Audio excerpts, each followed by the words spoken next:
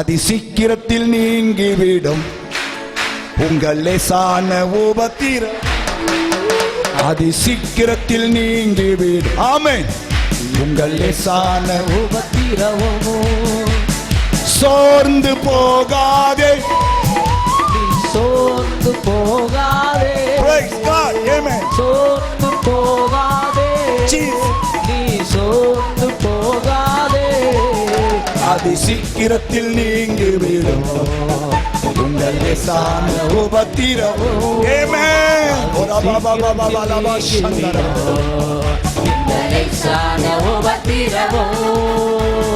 உள்ளார்ந்த மனிதன் நாளுக்கு நாள் புதிதாக்கப்படுகின்ற நேரம் இது. புதிதாக்கப்படுகின்ற சோர்ந்து போகாதே.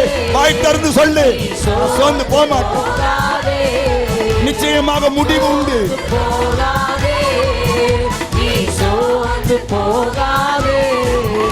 அதி சீக்கிரத்தில் நீங்கிவிடும். அதி சீக்கிரத்தில் நீங்கிவிடும்.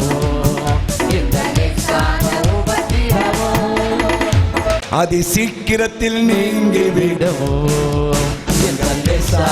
உபத்திரம். அதி சீக்கிரத்தில் இயேசுவே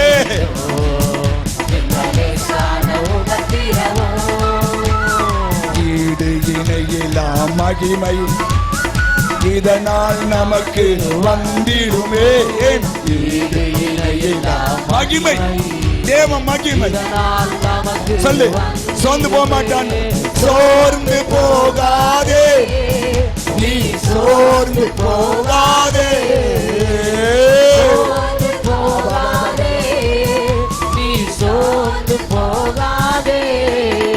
அதி சீக்கிரத்தில் நீங்கிவிடும் லேசான உபத்திரம்.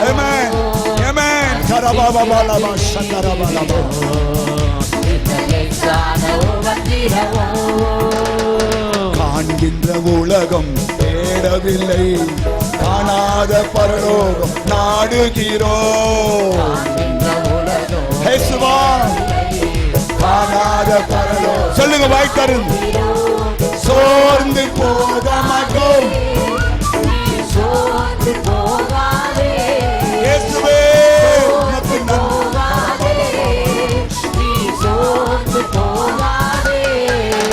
அதி சீக்கிரத்தில் நீங்கள் இயேசுவின் நாமத்தினால, தேவனுடைய நாமத்தினால கர்த்தருடைய வாக்கை நம்பி தேவனை மகிமை கிறிஸ்துவின் பொருட்டு நெருக்கப்பட்டால் பாக்கியம் உனக்கு பாக்கியமே. கிறிஸ்துவின் பொருட்டு நெருக்கப்பட்டால் பாக்கியம் உனக்கு பாக்கியமே. சோர்ந்து போகாதே, நீ சோர்ந்து போகாதே. சோர்ந்து போகாதே, நீ சோர்ந்து போகாதே. சீக்கிரத்தில் நீங்க இயேசுவின் நாமத்தில் நம்பிக்கையோடு கரங்களை தட்டி உற்சாகமாய் கர்த்தரை மகிழ்படுத்து.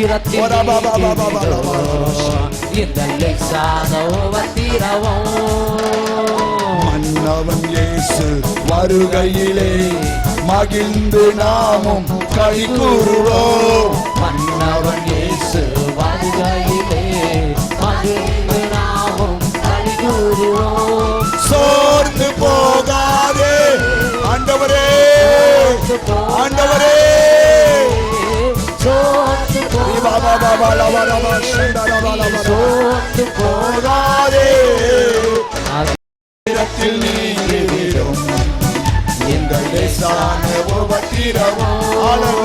அதி சீக்கிரத்தில் நீங்கிவிடும் எங்கள் லேசான உபத்திரம். அதி சீக்கிரத்தில் நீங்கிவிடும். கஷ்டம் தீரும், துன்பங்கள் மாறும். நம்பிக்கையோடு சொல்லு, அதி சீக்கிரத்தில் நீங்கிவிடும். ஏசப்பா, ஒவ்வொரு பிள்ளைகள் வாழ்க்கையில் இருக்கிற துன்பங்களை நீக்கிவிடும், அற்புதங்களை செய்யும். இயேசுவே இயேசுவே நீ உதவி செய்வீராக. ஆண்டவரே நீ உதவி செய்யும். ஒவ்வொரு மக்களுக்கும் உதவி செய்யும். ஒவ்வொரு சகோதரனுக்கும் ஒவ்வொரு சகோதரிக்கும் உதவி செய்யும். இப்படி வல்லமை வெளிப்படணும். பிள்ளைகள் நம்பிக்கை பெருகணும். அதி சீக்கிரத்தில் நீங்கிவிடும் உங்கள் லேசான உபத்திரவம். அதி சீக்கிரத்தில் நீங்கிவிடும் உங்கள் லேசான உபத்திரவம். அதி சீக்கிரத்தில் நீங்கிவிடும் உங்கள் லேசான உபத்திரவம். நல்ல கையை தட்டி நம்பிக்கையோடு கூட என்ன உபத்திரம் இருந்தாலும் சரி, என்ன உபத்திரம் இருந்தாலும் சரி, ஆண்டவர் சொல்றாரு அதி சீக்கிரத்திலே அது நீங்கும், அது விலகும், அது விலகும், அது விலகும். சரியாய் கர்த்தவனை மகிழ்ச்சியாக்குவார். ஹல்லேலூயா. எதுவுமே சந்தோஷமா இருக்கீங்க? முகத்தை பார்த்தா தெரியணும். இருப்பது ஒரு வாழ்க்கை தான், போவது ஒரு முறை. எப்போதுமே மகிழ்ச்சி, கர்த்தருக்குள் எப்போதும் மகிழ்ச்சியாயிருக்கு. கர்த்தருக்குள் மகிழ்ச்சியாய் இருப்பதுதான் உங்களுடைய ஸ்ட்ரென்த். உங்க ஸ்ட்ரென்த் என்ன? நெகேமியா 8ஆம் அதிகாரத்தை சொல்றாரு. நெகேமியா 8ஆம் அதிகாரத்துல கர்த்தருக்குள் மகிழ்ச்சியாய் இருப்பது உங்களுடைய பலன் என்றார். அல்லேலூயா. ஆமென், ஆமென், ஆமென். 9ஆம் வசனம் கடைசியில் போய் சொல்கிறது, இந்த நாள் உங்கள் தேவனாகிய கர்த்தருக்கு பரிசுத்தமான நாள். நீங்கள் துக்கப்படவும் அழவும் வேண்டாம். ஆமென் சொல்லு. பின்னும் அவன் அவர்களை நோக்கி, நீங்கள் போய் கொழுமையானதை புசித்து மதுரமானதை குடித்து ஒன்றும் இல்லாதவர்களுக்கு பங்குகளை அனுப்புங்கள். இந்த நாள் நம்முடைய ஆண்டவருக்கு பரிசுத்தமான ஒரு நாள். விசாரப்பட வேண்டாம். கர்த்தருக்குள் மகிழ்ச்சியாயிருப்பதே உங்கள் பலன். கர்த்தருக்குள் சொல்லுங்க வாய் திறந்து, கர்த்தருக்குள் மகிழ்ச்சியாயிருப்பதான் உங்களுடைய பலன். ஆமென். ஆமா, உங்க பலன் என்ன, உங்க பலவீனம் என்னன்றது பிசாசு தெரியும், ஆண்டவருக்கு தெரியும். உங்க பலம் எதுவாத்தமா இருக்கணும்? கர்த்தருக்குள் மகிழ்ச்சியா இருப்பது உங்க பலமா இருக்க வேண்டும். ஆமென்.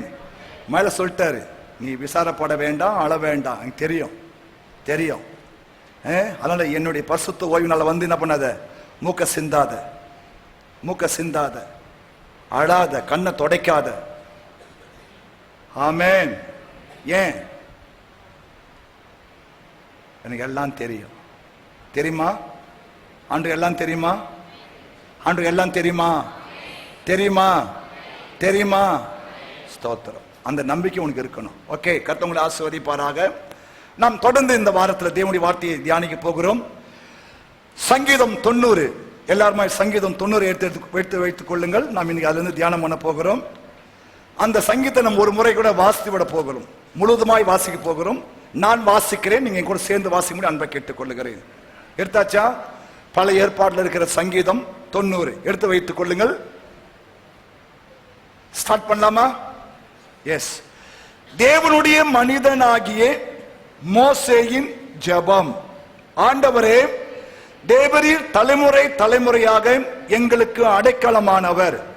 பர்வதங்கள் தோன்றும் முன்னும் நீர் பூமியையும் உலகத்தையும் உருவாக்கும் முன்னும் நீரே அனாதையாய் என்றென்றைக்கும் தேவனாய் இருக்கிறீர். நீர் மனுஷரை நீர்த்தூளியாக்கி மனுபுத்திரரே திரும்புங்கள் என்கிறீர். உமது பார்வைக்கு 1000 வருஷம் நேற்று கழிந்த நாள் போலவும் ராசாமம் போலவும் இருக்கிறது. அவர்களை வெள்ளம் போல் வாரிக்கொண்டு போகிறீர். நித்திரைக்கு ஒத்திருக்கிறார்கள். காலையிலே முளைக்கிற புல்லுக்கு ஒப்பாய் இருக்கிறார்கள்.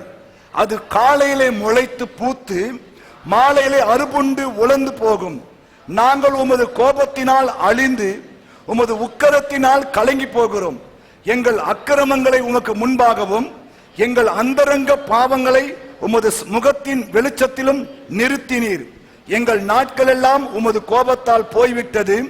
ஒரு கதையை போல் எங்கள் வருஷங்களை கழித்து போட்டோம். எங்களுடைய ஆயுசு நாட்கள் 70 வருஷம், பலத்தின் மிகுதியால் 80 வருஷம் இருந்தாலும் அதன் மேன்மையானது வருத்தமும் சஞ்சலமுமாமே. அது சீக்கிரமாய் கடந்து போகிறது, நாங்களும் பறந்து போகிறோம். உமது கோபத்தின் வல்லமையையும் உமக்கு பயப்படத்தக்க விதமாய் உமது உக்கிரத்தையும் அறிந்து கொள்ளுகிறவன் யார்? நாங்கள் ஞான இருதயம் உள்ளவர்களாகும்படி எங்கள் நாட்களை என்னும் அறிவை எங்களுக்கு தாரும். கர்த்தாவே, திரும்பி வாரும். எதுவரைக்கும் கோபமாய் இருப்பீர்? உமது அடியாருக்காக பரிதபியும். நாங்கள் எங்கள் வாழ்நாள் எல்லாம் களி கூர்ந்து மகிழும்படி காலையிலே எங்களை உமது கிருபையால் திருப்தியாக்கும். தேவரீர் எங்களை சிறுமைப்படுத்தின நாட்களுக்கும் நாங்கள் துன்பங்களை கண்ட வருஷங்களுக்கும் சரியாய் எங்களை மகிழ்ச்சியாக்கும். உமது கிரியை உமது ஊழியக்காரருக்கும் உமது மகிமை அவர்கள் பிள்ளைகளுக்கும் விளங்குவதாக. எங்கள் தேவனாகிய ஆண்டவரின் பிரியம் எங்கள் மேல் இருப்பதாக. எங்கள் கைகளின் கிரியை எங்களிடத்திலே உறுதிப்படுத்தும். ஆம், எங்கள் கைகளின் கிரியை எங்களிடத்திலே உறுதிப்படுத்தி அருளும். ஆமென். இந்த சங்கீதத்தை மோசே எந்த சூழ்நிலையில செய்தார் என்பதை குறித்து ஒரு வேத ஆராய்ச்சி சொல்லுகிறது. என்னாகமம் 14வது அதிகாரம், என்னாகமம் 14வது அதிகாரம் 22 33 வசனங்கள் உள்ள அந்த சம்பவத்தின் அடிப்படையில் தான் மோசே இந்த ஜெபத்தை ஏறெடுத்தார் என்று ஒரு வேத ஆராய்ச்சி புஸ்தகம் சொல்லுகிறது. 14ஆம் அதிகாரம் 22 அங்கே என்ன சொல்லப்பட்டிருக்குதுன்னா, இஸ்ரவேல் ஜனங்கள் அவிசுவாசத்தினாலும் தேவனுக்கு கோபத்தை உண்டாக்கின விதத்தினால தேவன் அவங்க மேல் கோபப்பட்டு அநேகரை அழித்தார் என்று பார்க்கிறோம். அந்த சம்பவம் என்ன சொல்லுதுன்னா, மோசே கானான் தேசத்தை வேவு பார்ப்பதற்காக 12 பேரை தெரிந்து கொண்டு அந்த நகரத்துக்கு அனுப்புகிறார். அதை 40 நாட்கள் சுற்றி பார்த்துவிட்டு அவர்கள் ரிசல்ட் கொண்டு வராங்க. 10 பேர் சொல்லுகிறான், நாம் அந்த தேசத்தை சுதந்தரிக்கவே முடியாது. கவனிக்கணும், என்ன சுதந்தரிக்கவே முடியாது. 2 பேர் சொல்லுகிறார்கள், கர்த்தர் நம்மேல் பிரியமா இருந்தால் நாம் அதை இலகுவாய் சுதந்தரிக்க முடியும். கைதட்டி ஆண்டவரை மேம்படுத்தும். இந்த விசுவாசம் உனக்கு இருக்க வேண்டும். ஆமென், அல்லேலூயா.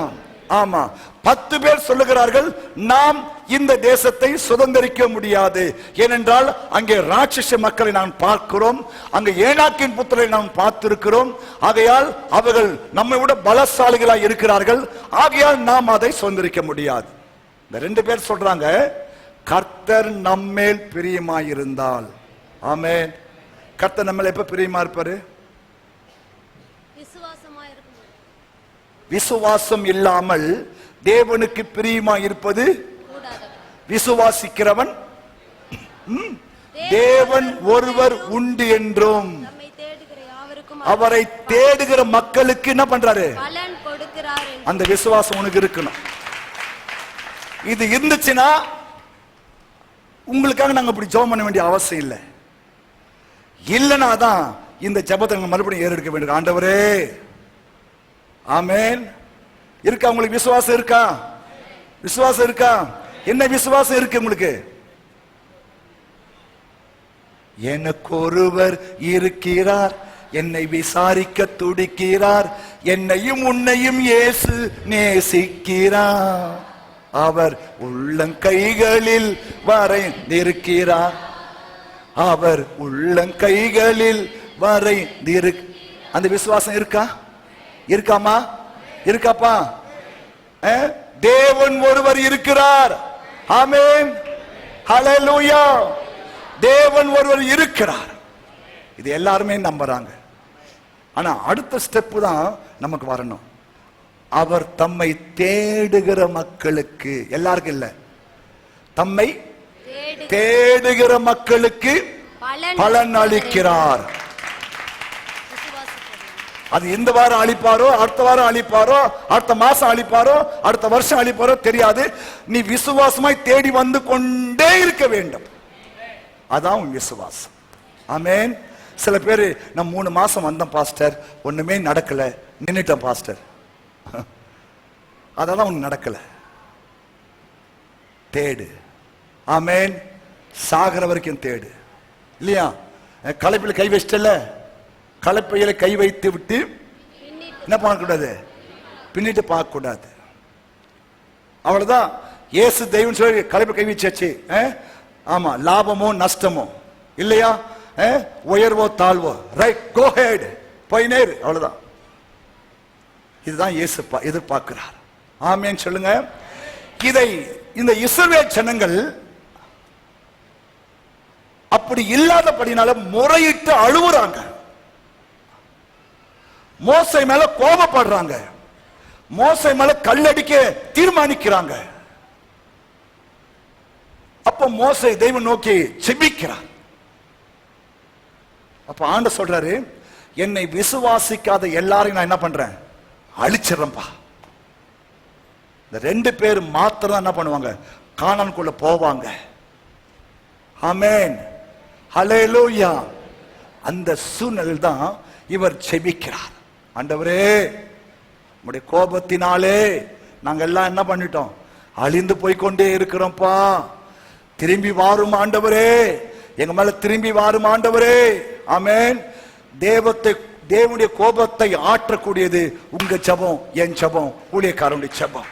ஆமா, தேவன் எவ்வளவு கோபமா இருந்தாலும் இல்லையா, நம்ம ஆண்டவரே இரக்கம் பாராட்ட ஐயா, இறங்கும் ஆண்டவரே அப்படி நீ அவரை காலை பிடிச்சினா அவர் டபானி இறங்கிடுவார். ஆமென். பைபிள் ஒரு வசனம் உண்டு, தன் பாவங்களை மறைக்கிறவன் வாழ்வடைய மாட்டான், அவைகளை அறிக்கை செய்து விட்டு விடுகிறவனுக்கோ இரக்கம் கிடைக்கும். ஆமென் சொல்லுங்க. ஹல்லேலூயா. சரி, இந்த சங்கீதத்தை நம்ம இன்னைக்கு தியானம் பண்ண போறோம். ஒரு வித்தியாசமான செய்தியா இருக்கு நான் விசுவாசிக்கிறேன். இந்த சங்கீதத்துல மோசே ஒரு மனுஷனுடைய வாழ்க்கையை குறித்து தெளிவாக சொல்லுகிறார். ஒரு மனுஷனுடைய வாழ்க்கை, இந்த உலகத்தில் இருக்கிற மக்களுக்கு தம்மை குறித்தோ தம் வாழ்க்கை குறித்தோ அவங்களுக்கு அவ்வளவு தூரம் யோசிக்கிறது டைம் இல்லை. ஆனா மோசே இந்த ஜெபத்துல ஒரு மனுஷனுடைய வாழ்க்கை எப்படி இருக்கும் என்பதை குறித்து தெளிவாக சொல்லுவதை நான் உங்களுக்கு சொல்லி நான் அடுத்த பகுதி கொண்டு போக விரும்புகிறேன். வாசிக்கலாம். சங்கீதம் 90:5. அவர்களை வெள்ளம் போல் வாரிக்கொண்டு போகிறீர். கவனிங்க, அவர்களை வெள்ளம் போல வாரிக்கொண்டு போகிறீர். நித்திரைக்கு ஒத்திருக்கிறார்கள். நித்திரைக்கு ஒத்திருக்கிறார்கள். காலையிலே முளைக்கிற புல்லுக்கு ஒப்பாய் இருக்கிறார்கள். ஒரு மனுஷனுடைய வாழ்க்கை நித்திரைக்கு சமம். அதை நோட் பண்ணி வச்சுக்கோ. நித்திரைக்கு சமம். கவனிங்க, நித்திரைக்கு ஒத்திருக்கிறார்கள். கவனிங்க, ஒரு சரித்திர ஆசிரியர் இப்படி சொல்லுகிறார், இரவிலே காணும் மாய உலகமாம் கனவு பிரதேசங்கள் விரிந்து விரைவில் மறைந்து விடும். இதுதான் மனுஷ வாழ்க்கை. நைட்ல படுத்து தூங்குறோமா? தூங்குறீங்களா? எங்க தூக்கம் வருது பாஸ்டர்? ஒரு அம்மா சொல்லுது, தூங்கி 6 மாசம் ஆச்சு. ஏன்னு கேட்டேன். எங்க தூக்கம் வருது? தூங்குனா கடங்கார வந்து நிக்கிறான், தூங்குனா அவ வந்து நிக்கிறா. தூங்கு, முதல்ல தூங்கு. ஆமென். ஹலோ, தூக்கம் தேவன் நம்ம கொடுத்த ஒரு பெரிய ஆசீர்வாதம். சகோதரா, நினைச்சுக்கோ, உன் வாழ்க்கை என்ன தெரியுமா? நான் அப்படி பண்ணிடுவேன், இப்படி பண்ணிடுவேன் ஒன்னும் சொல்லாத. கனவு எப்படி வந்து மறைஞ்சிருதோ அதே போல நம்ம வாழ்க்கை மறைந்து போகிற ஒரு வாழ்க்கை. அதான் சொல்றாரு, நித்திரைக்கு ஒத்து இருக்கிறார்கள். ஆமென் சொல்லுங்க. 2வது சொல்றாரு, நம்முடைய வாழ்க்கை புல்லுக்கு சமம். அதே வசனம் சொல்லுது, புல்லுக்கு ஒப்பாய் இருக்கிறார். எத்தனை புல்லு பார்த்தேன்? புல்லு புல்லு புல்லு புல்லு. வாசிங்க. காலையிலே முளைக்கிற புல்லு. காலையிலே முளைக்கிற புல்லு புல்லுக்கு ஒப்பாய் இருக்கிறார்கள். ஆ, அது காலையிலே அது முளைத்து காலையிலே முளைத்து பூத்து பூத்து மாலையிலே அறுப்புண்டு உலர்ந்து போ. ஒரே நாள் காலையில பூத்து மாலையில அறுப்புண்டு உலர்ந்து போம். finish. இதான் லைஃப். நம்ம லைஃப் எப்படி? நம்ம லைஃப் எப்படி? காலையில பார்த்தா ஃப்ரெஷ்ஷா இருக்கும், பூத்து குலுங்கும். சாயங்காலம் பார்த்தா காலி. அதுதான் சொல்ற, வாழ்வு சாதம் என்று எண்ணி மனதினில் கர்வமும் கொள்ளாது, கூடு விட்டு உண்ணாவி போனா கூட வருவதில்லை. ஆமென். உலகம் பொய்யம்மா, இந்த உறவும் பொய்யம்மா, இயேசுவின் அன்பு அது மட்டும் இங்கு உலகினில் உண்மையம்மா, உலகினில் உண்மையம்மா. உலகம் பொய்யம்மா, இந்த உறவும் பொய்யம்மா, உலகம் பொய்யம்மா, இந்த உறவும் பொய்யம்மா. இயேசுவின் அன்பு உலகினில் உண்மையம்மா, உலகினில் உண்மையம்மா. உலகம் பொய். உணர்ந்துக்கோ, இந்த உலகம் பொய். மனித வாழ்வு மாயையம்மா, மறையும் நிழலம்மா, அது கருகும் புல்லம்மா. மனித வாழ்வு மாயையம்மா, மறையும், அது கருகும் புல்லம்மா. பூத்து குலுங்கும் காட்டு பூக்கள் காட்டில் முதிரும் அம்மா, வாழ்வு பூவம்மா. மரங்கள் கூட சாய்ந்த பின்பு துளித்து தலைக்கும் அம்மா, மனித ஜீவன் மாய்ந்த பின்பு திரும்ப வாராதம்மா. ஜீவன் போகும் முன் ஜீவனை தந்தவும் தேவன் இயேசுவை தேடம்மா, தேவன் இயேசுவை தேடம்மா. உலகம் பொய்யம்மா, புரிஞ்சுக்கோ, உலகம் பொய்யம்மா, உலகம் பொய்யம்மா, இந்த உறவு பொய். உலகம் பொய்யம்மா. பிறக்கும் போது கையில் நீயும் கொண்டு வந்ததென்ன, உன் கூட வருவதென்ன. இறக்கும் போதும் கையில் நீயும் கொண்டு போவதென்ன, உன் கூட வருவதென்ன. இடையில் ஏதோ சேர்த்து வைக்க ஆசை வந்ததென்ன, பட்ட பாடு போட்ட திட்டம் ஒசுங்கி போவதென்ன. பரலோகத்தில் நீ சேர்த்த சொத்துதான் அது ஒன்றே நிலையம்மா.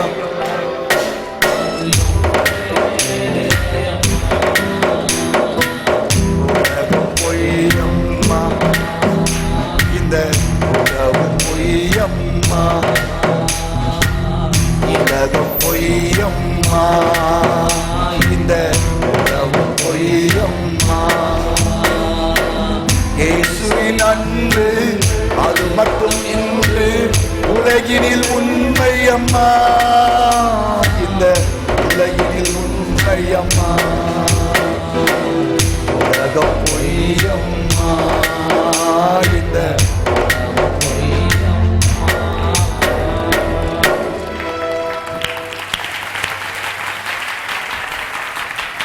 பட்ட பாடு, போட்ட திட்டம் எல்லாம் போச்சு. ஆமென். இப்ப மனுஷ வாழ்க்கை என்னன்னா புல்லு. சொல்லுங்க பார்க்கலாம், நான் ஒரு புல்லு.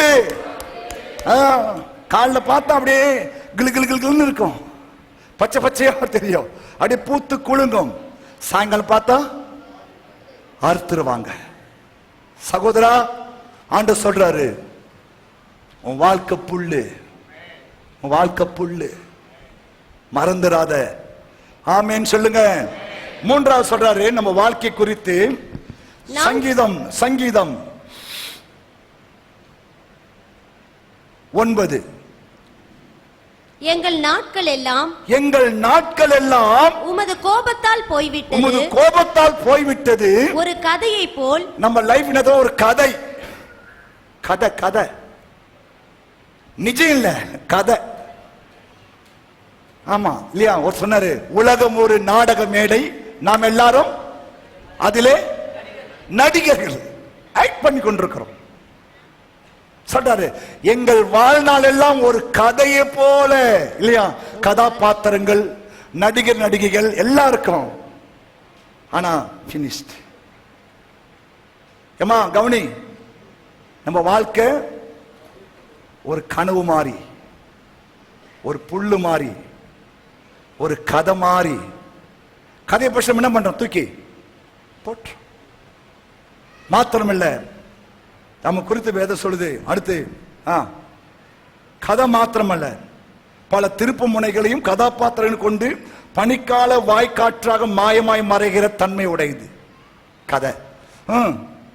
எங்கள் ஆயுசு நாட்கள் 70 வருஷம் பலத்தின் மிகுதியால் 80 வருஷமாய் இருந்தாலும் அதன் மேன்மையானது வருத்தமும் சஞ்சலமுமே. அது சீக்கிரமாய் கடந்து போகிறது, நாங்களும் பறந்து போய் விடுகிறோம். பரப்பு. ஆமென் சொல்லு. நம்ம எல்லாம் ஒரு நாள் பறக்கணும். ஹல்லேலூயா.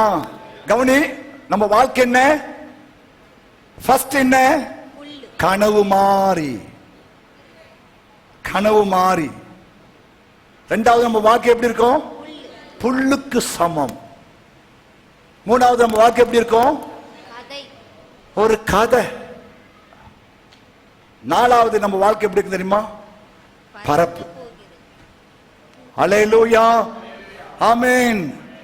காட்டிலே சிறகில் பறக்கும் பறவையின் பரப்பை போல நிழலுக்கு கூட தரிக்க இடம் இல்லாமல் விரைவில் விரைந்து மறைந்து விடும். அதான் நம்ம வாழ்க்கை. இதுதான் மோசே ஜெபம் பண்றார். ஆண்டவரே, எங்க வாழ்க்கை ஒரு கனவு போல இருக்கு, எங்க வாழ்க்கை ஒரு புல்ல போல இருக்கு. உங்க வாழ்க்கையும் ஒரு கதை, உங்க வாழ்க்கையும் ஒரு பரப்பு. ஆமென். எல்லாம் சீக்கிரம், நிழல் கூட இருக்காது, மறைஞ்சிச்சு. இதான் மோசேயின் ஜெபம். ஆண்டவரே, எங்க வாழ்க்கையெல்லாம் இப்படிதான்ப்பா இருக்கு. ஆகேதான் சொல்றாரு, அவர் ஜெபம் பண்றாரு. ஆண்டவரே, எங்க வாழ்க்கை இப்படி இருந்தாலும் ஞான இருதயத்தை எங்களுக்கு தாரும். ஃபர்ஸ்ட் அவர் கேட்கிறாரு, என்ன இருதயம் வேணுமா? வாசி மாதர் 12. நாங்கள் ஞான இருதயம் உள்ளவர்கள் ஆகும்படி எங்கள் நாட்களை என்னும் அறிவை எங்களுக்கு தாரும். இதுதான் முக்கியமான ஒரு சம்பவம். நல்லா நிமிர்ந்து உட்காருங்க. நம்ம எப்படி ஜெபம் பண்ணணுமா? இதெல்லாம் நம்ம ஜெபிக்கணும். ஆண்டவரே, நாங்கள் ஞான இருதயம் உள்ளவர்கள் ஆகும்படி எங்கள் நாட்களை என்னும் அறிவை எங்களுக்கு போதித்தருளும். நம்முடைய நாட்கள் எவ்வளவு சொல்லிட்டாரு? மனுஷனுடைய ஆயுசு நாட்கள் 70 வருஷம். பலத்தின் மிகுதியால் 80 வருஷமா இருந்தாலும் அதனுடைய மேன்மை வருத்தமும் சஞ்சலமும். கவனிக்கணும். அப்ப நம்ம வாழ்க்கை எவ்வளவுதான்? சொல்லுங்க சகோதரா, எவ்வளவு? 70 தான்.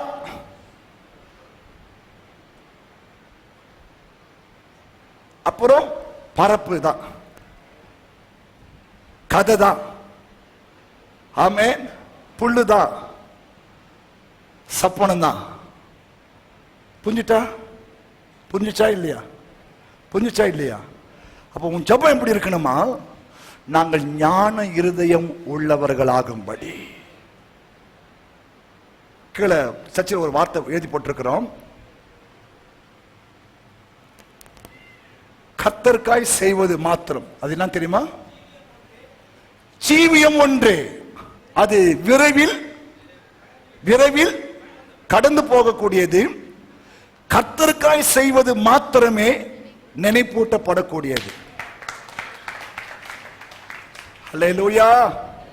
அம்மா, உன் ஜீவியம் ஜீவியமோ ஒன்ஸ் ஒரு முறை தான். கவனிங்க, எத்தனை பேர் 7 பிறவி உண்டு நம்புற? 7 பிறவி. அடுத்த பிறவி உண்டா? அடுத்த பிறவி உண்டா? அடுத்த பிறவி உண்டா? உண்டுன்னு பல பேர் நம்புறாங்க. ஆனா மனுஷன் ஒரே தரம் மரிப்பதும் பின்பு நியாய தீர்ப்பு அடைவதும் கர்த்தர் நியமித்திருக்கிறார். கவனியமா, அடுத்த பிறப்பு காக்கா பிறப்பு, அடுத்த பிறப்பு நாய் பிறப்பு, அடுத்த பிறப்பு குருவி. ஒரு பிறப்பு கிடையாது. ஒன்ஸ் ஒரு முறை தான். நல்லா புரிஞ்சுக்கோ. இந்த ஒன்ஸ் ஒரு முறை தான் உன் லைஃப். இந்த ஒன்ஸ் ஒரு முறை தான் நீ மனுஷனா பிறந்திருக்கிற. ஹலோ, ஞான இருதயம் நமக்கு வேணும். ஞான இருதயம் வேணும். ஆமென். இருக்கிறது ஒரே ஒரு வாழ்க்கை தான். இந்த வாழ்க்கை சீக்கிரமா இல்லையா? என்னைக்கோ தெரியாது, என்னைக்கோ தெரியாது. நான் சொல்லுவேன், கர்த்தர் சித்தமானா நாளைக்கு வரம்பா, கர்த்தர் சித்தமானா அடுத்த வாரம் பார்க்கலாம்பா. அப்படி சொல்ல முடியுமா உங்களால? அப்படிதான் சொல்லணும். லைஃப் ஞான இருதயம் நமக்கு வேணும். ஆமென் சொல்லுங்க. உனக்கு எனக்கு ஞான இருதயம் வேணும் இல்லையா? நம்ம வாழ்க்கை தெய்வத்தின் கையில் இருக்கிறது. பைபிள் சொல்லுது, கர்த்தருக்கு பயந்தா ஆண்டவர் நமக்கு நீடித்த ஆயுசு நாட்களை கொடுப்பாரா. ஆமென் சொல்லுங்க. ஆமென் சொல்லுங்க. கர்த்தருக்கு பயப்படுற பயம் இல்லைன்னு வச்சுங்களேன், துன்மார்க்குடைய தீபம் அணையும் போட்டிருக்கு. தீபம்னா லைஃப். ஹல்லேலூயா. ஒரு நாளும் துன்மார்க்கமான வாழ்க்கைக்கு போக கூடாது. அவர் அதான் சொல்றாரு, ஞான இருதயம் நமக்கு வேண்டும். ஆமென். ஹல்லேலூயா. இந்த ஞான இருதயம் இல்லாதனால தான் பைபிள்லயும் சரி உலகத்திலும் சரி அநேகர் தேவனுக்கு விரோதமா எழும்பி இல்லையா, ஊழியக்காரனுக்கு விரோதமா எழும்பி அழிந்தார்கள். உசியாயின்னு ஒரு ராஜா ஆண்டு எழுப்பினாரு. 52 வருஷம் அரசாட்சி பண்ணா. 10 வயசுல வந்துட்டான். ஆரம்பத்தில் பார்த்தீங்கன்னா அவனுடைய வாழ்க்கை ரொம்ப நல்லா இருந்துச்சு. பைபிள் சொல்லுது, அவன் பலப்பட்ட உடனே தனக்கு கேடு உண்டாக்கி கொள்ளும்படி அவனுடைய மனம் மேட்டிமையாகி. நல்லா புரிஞ்சுங்க. ஆரம்பத்தில் நமக்கு ஒன்னும் பிரச்சனை கிடையாது. ஆரம்பத்தில் எப்ப பார்த்தாலும் எல்லாம் இயேசுவே, எனக்கு எல்லாம் நீதான்பா, எல்லாம் நீதான்பா, எல்லாம் நீதான்பான்னு. கொஞ்சம் பலப்பட்ட உடனே எனக்கு எல்லாம் அவர் தான்ப்பா, எனக்கு எல்லாம் அவர் தான்ப்பா, எனக்கு எல்லாம் அவர் தான்ப்பா. ஆண்டவர் போ, அவரு கூட போயிட்டு. ஆரம்பத்தில் எல்லாம் நீதாண்டவர், எல்லாம் நீதாண்டவரே இல்லையா? இல்லையா? ஆதியும் அந்தமும் அல்பாவும் ஒமேகாவும் இல்லையா, A to Z எல்லாம் நீதாண்டவரே.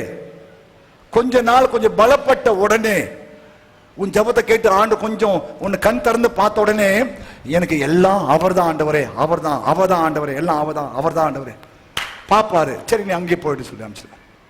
ஹலோ, பலப்பட்ட உடனே நான் அடிக்கடி சொல்லுவேன், எப்போதும் நீங்க இப்படியே இருக்கணும். ஆமென். ஹல்லேலூயா.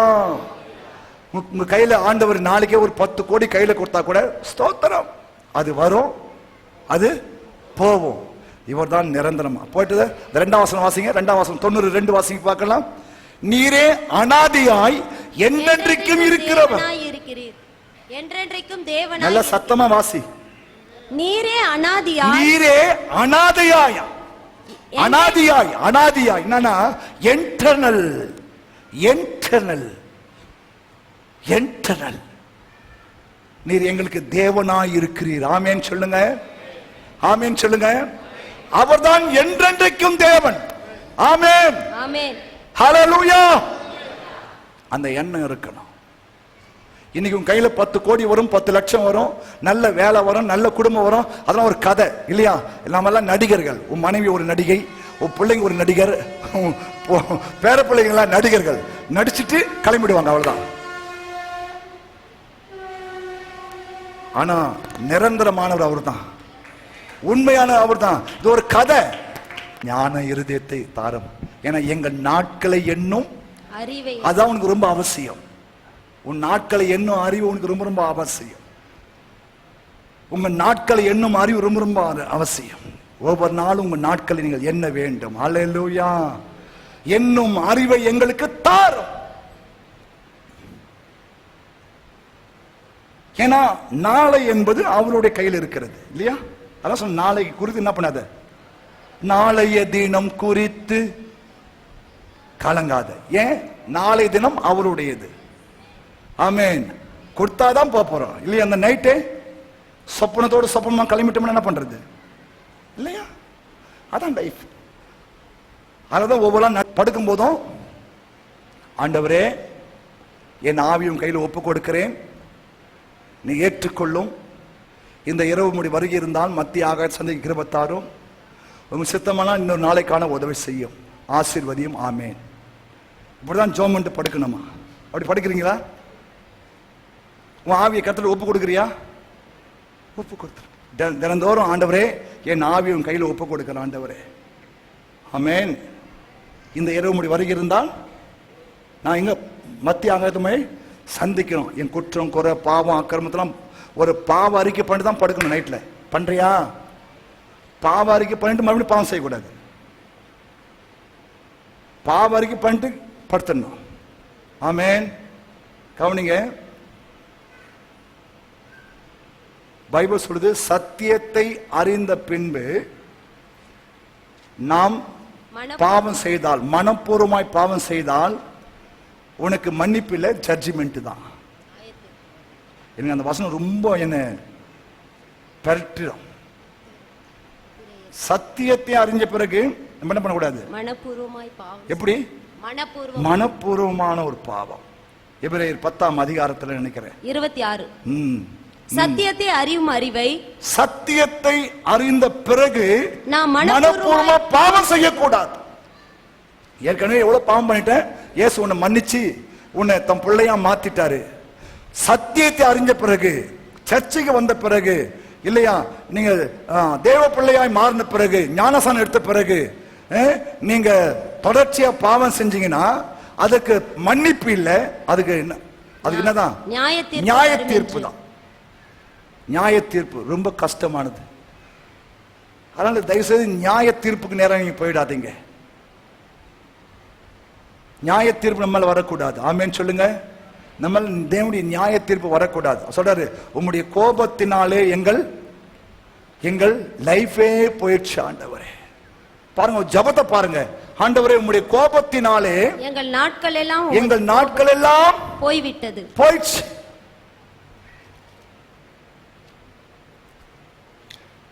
ஆனால் தொடர்ந்து தேவனை கோபப்படுத்தாத.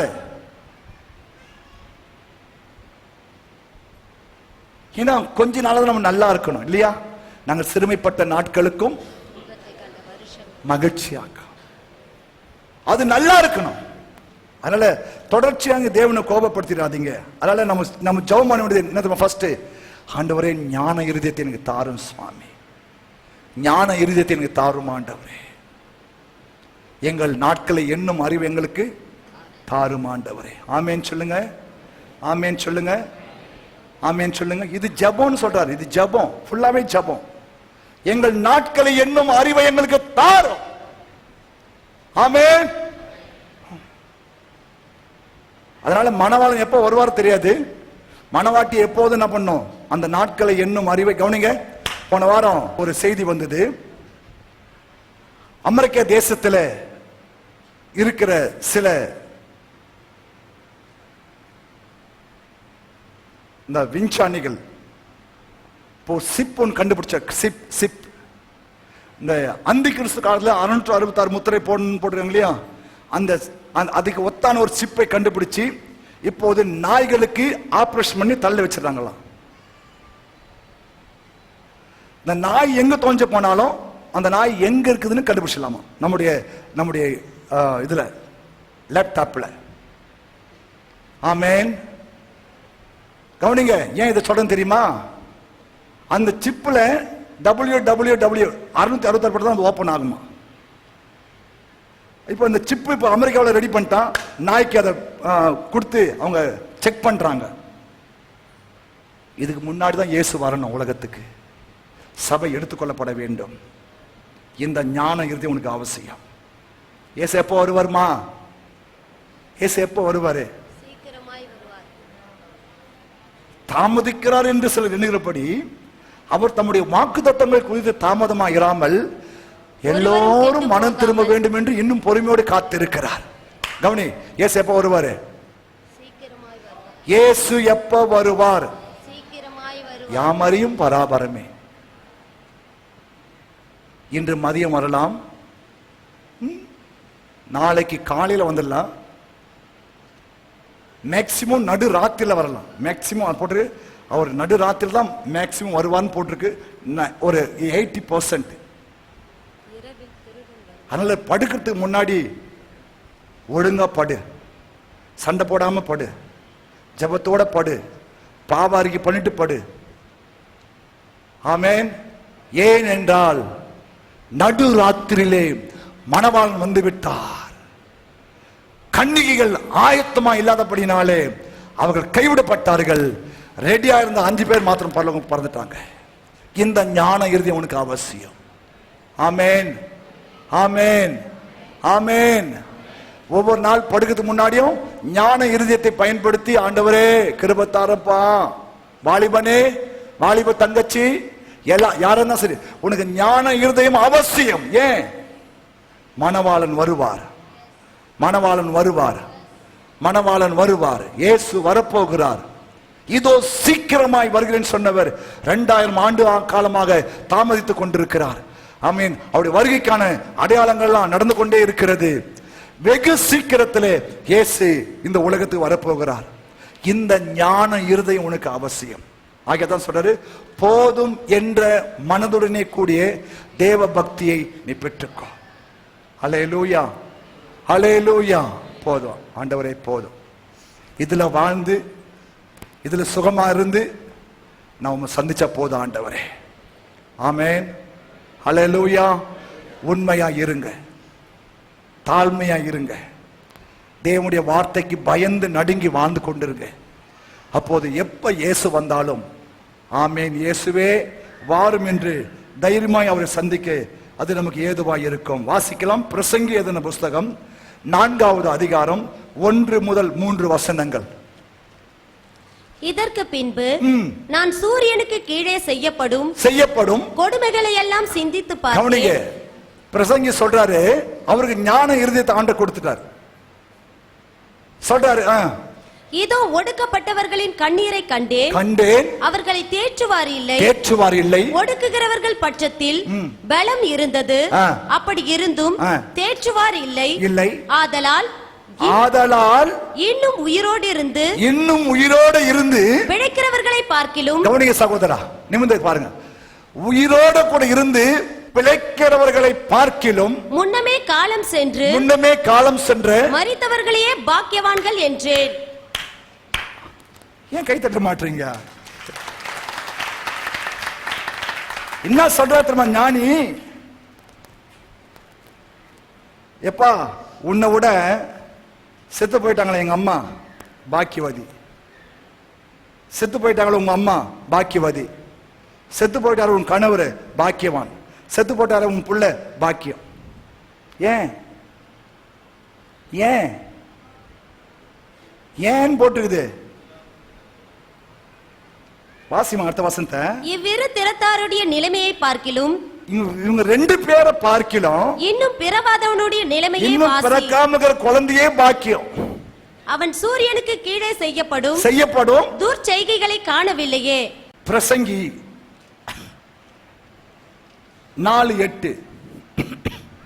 ஒருவன் ஒண்டிக்காரனாய் இருக்கிறான், ஒருவன் ஒண்டிக்காரனாய் இருக்கிறான், அவனுக்கு உடனாளியும் இல்லை, உடனாளியும் இல்லை, அவனுக்கு பிள்ளையும் சகோதரனும் இல்லை, பிள்ளை இல்ல, சகோதரன் இல்ல.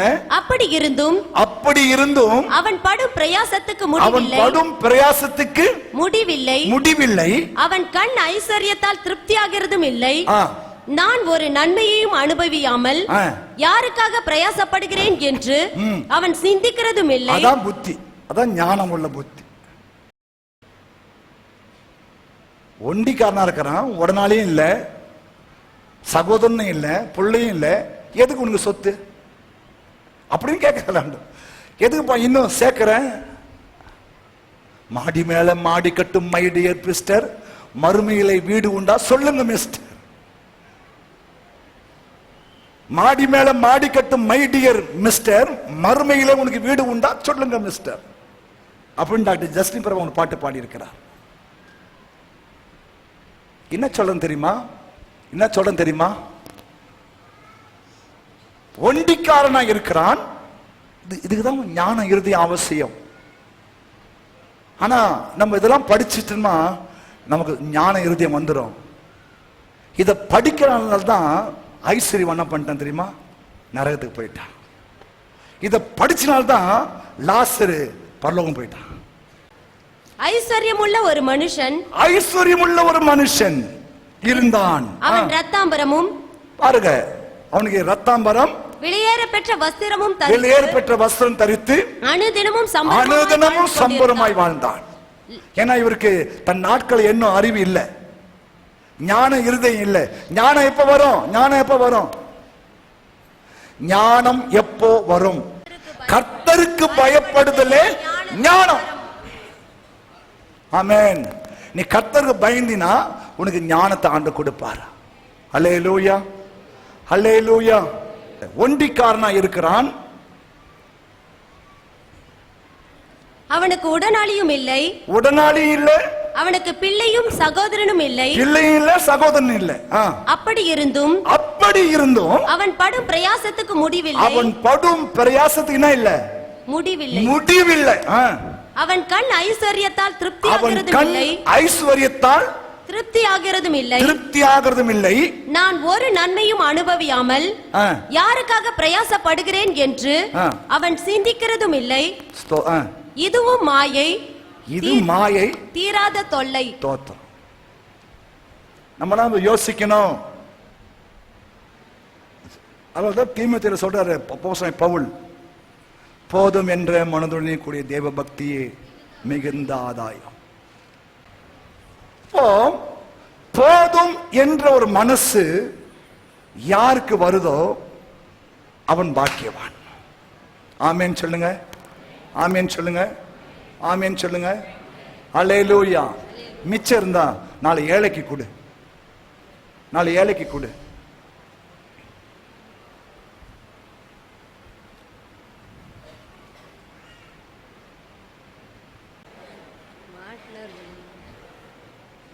ஒண்டி இல்ல, உடனாளி இல்ல, புள்ளை இல்ல, சகோதரன் இல்ல, இல்லையா? பாருங்க ஞான இருதயம், ஞானி எப்படி பேசுறாரு. இன்னொரு வசனம் நம்ம வாசிக்கலாம். 6:12.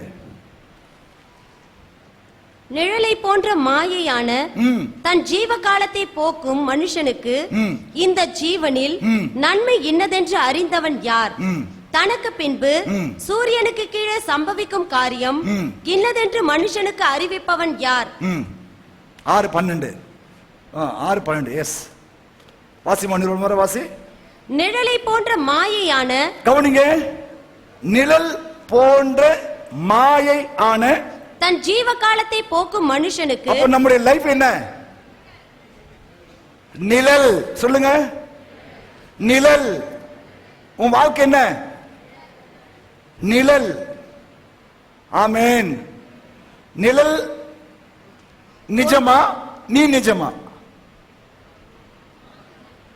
நீதான்பா நிஜம், நிழல் மறைஞ்சிடும். ஆமென். நம்ம லைஃப் என்ன? நிழல். அஞ்சற்காரர் ஓட்டமா. புரிஞ்சுட்டா? நம்ம லைஃப் என்ன? இந்த போஸ்ட்மேன் ஓடுறான் இல்லையா, இந்த வீட்டுக்கு குத்துற அந்த வீடு, அது மாதிரி நம்ம லைஃப் நிழல்.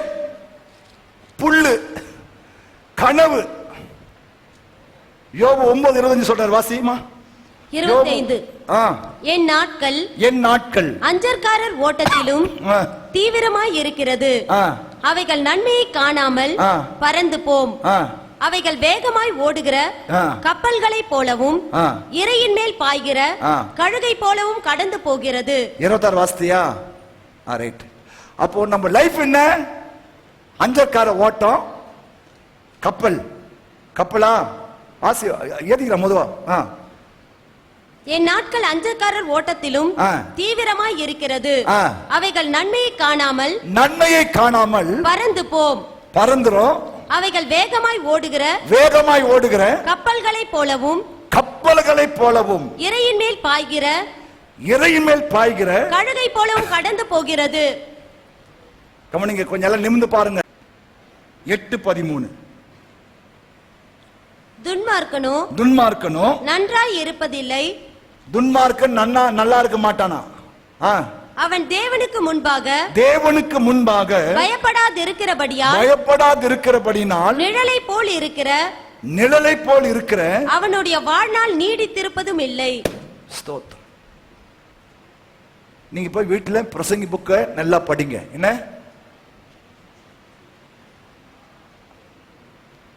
ஒரு முறை 2 முறை நீங்க பிரசங்கி புக்க வாசிச்சீங்கன்னா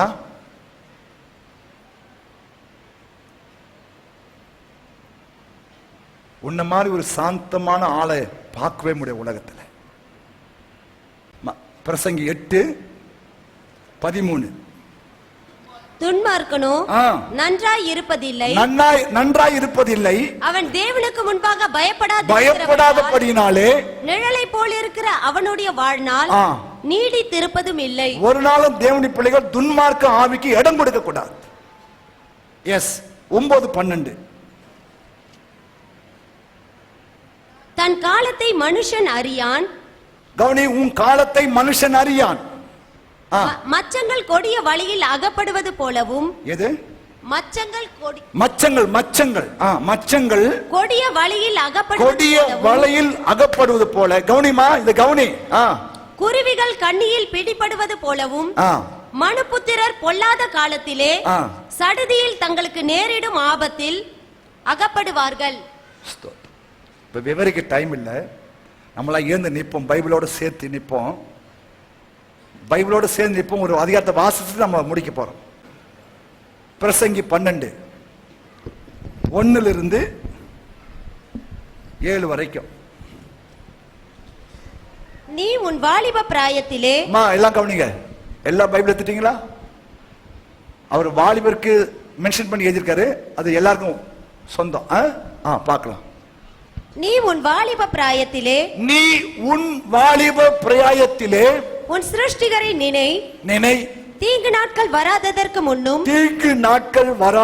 முன்னும் எனக்கு பிரியமானவைகள் அல்ல என்று நீ சொல்லும் வருஷங்கள் சேராததற்கு முன்னும் சூரியனும் வெளிச்சமும் சந்திரனும் நட்சத்திரங்களும் அந்தகாரப்படாததற்கு முன்னும். எப்ப அந்தகாரப்படும்? கண்ணு மங்களாகும் போது. நெக்ஸ்ட். மழைக்கு பின் மேகங்கள் திரும்ப வராததற்கு முன்னும். வீட்டு காவலாளினா பல்லு. காவலாளிகள் தள்ளாடி பலசாலிகள் கூனி போய். இந்த எலும்பு இந்த கூனி போய். ஏந்திரம் அரைக்கிறவர்கள் கொஞ்சமானதினால் ஓய்ந்து பலகனி வழியாய் பார்க்கிறவர்கள் இருண்டு போகிறதற்கு முன்னும். ஏந்திர சத்தம் தாழ்ந்ததினால் தெரு வாசலின் கதவுகள் அடைப்பட்டு குருவியின் சத்தத்திற்கும் எழுந்திருக்க வேண்டியதாகி கீத வாத்திய கன்னிகைகள் எல்லாம் அடங்கி போகாததற்கு முன்னும் மேட்டுக்காக அச்சம் உண்டாகி வழியிலே பயங்கள் தோன்றி வாதுமை மரம் பூ பூத்து வெட்டுக்கிளியும் பாரமாகி பசி தீபனமும் அற்று போகாததற்கு முன்னும் மனுஷன் தன் நித்திய வீட்டுக்கு போகிறதுனாலே துக்கம் கொண்டாடுகிறவர்கள் வீட்டுல மோளம் அடிக்கிறாங்க இல்லையா? துக்கம் கொண்டாடுறவர்கள் வீட்டுல மோளம் அடிக்கிறாங்களே, சொல்றாரு. துக்கம் கொண்டாடுகிறவர்கள் வீதியிலே தெரியாததுக்கு முன்னும் வெள்ளிக்கயிறு கட்டுவிட்டு வெள்ளிக்கயிறு கட்டிவிட்டு பொற்கிண்ணி நசுங்கி ஊற்றின் அருகே சால் உடைந்து துறவண்டையிலே உருளை நொறுங்கி. எப்பா இதெல்லாம் ஒரு மனுஷன். நான் அடுத்த வாரம் இதுக்கெல்லாம் டெஃபினேஷன் சொல்றேன். பொற்கினா என்ன, உருளைனா என்ன, வெள்ளிக்கயிறுனா என்னன்னு நான் அடுத்த வாரம் சொல்றேன். என்ன? Yes yes. இவ்விதமாய் மண்ணானது, இது மண்ணு. நம்ம யாரு? மண்ணானது தான் முன்னிருந்த பூமிக்கு திரும்பி ஆவி தன்னை தந்த தேவனிடத்துக்கு மறுபடியும் போகாததுக்கு முன்னும் அவரை உன் வாலிப பிரயாயத்திலே நினை. தம்பி, தங்கச்சி, அம்மா, எதை நினைக்கணுமா? மண்ணானது தான் இருந்த இடத்துக்கு திரும்பாததுக்கு முன்னும் ஆவி தன்னை தந்த தேவனிடத்துக்கு போகாததுக்கு முன்னும் அவரை உன் வாலிப வயசுல, இந்த வயசான வயசுல யார நினை?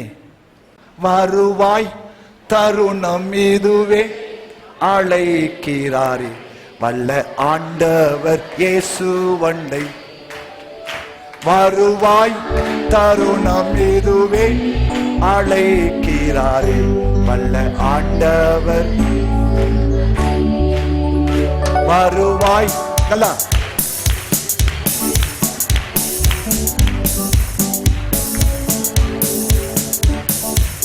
வாழ்நாளை எல்லாம் வீணானாய் வருத்தத்தோடே கழிவது ஏன்? வாழ்நாளை எல்லாம் வீணானாய் வருத்தத்தோடே கழிவது ஏன்? வந்தவர் பாடும் சரணடைந்தார் வாழ்வித்து உன்னை சேர்த்துக் கொள்வார்.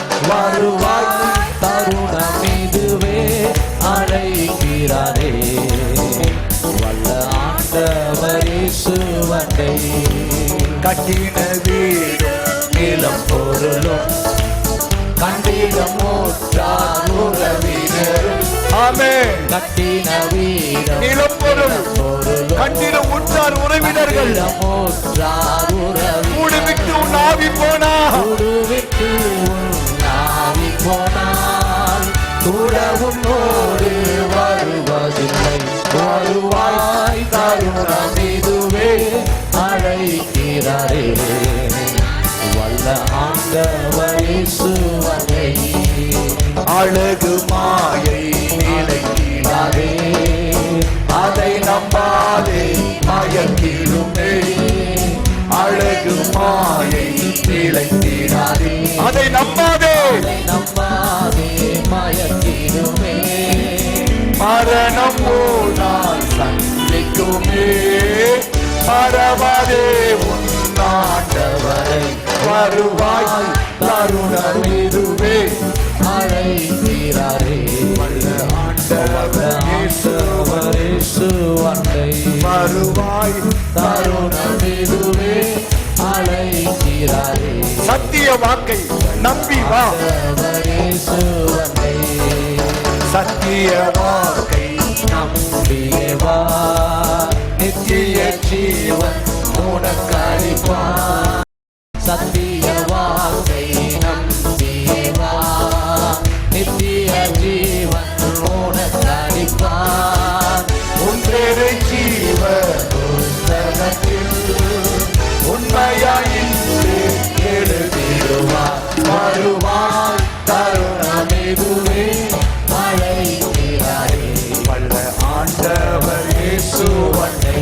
வருவாய் தருணம் இதுவே அழைக்கிறாரே வல்ல ஆண்டவர் இயேசு வண்டை. இயேசு கிறிஸ்துவின் மூலம் ஜெபம் கேளு நல்ல பிதாவே. என் ஆத்துமாவே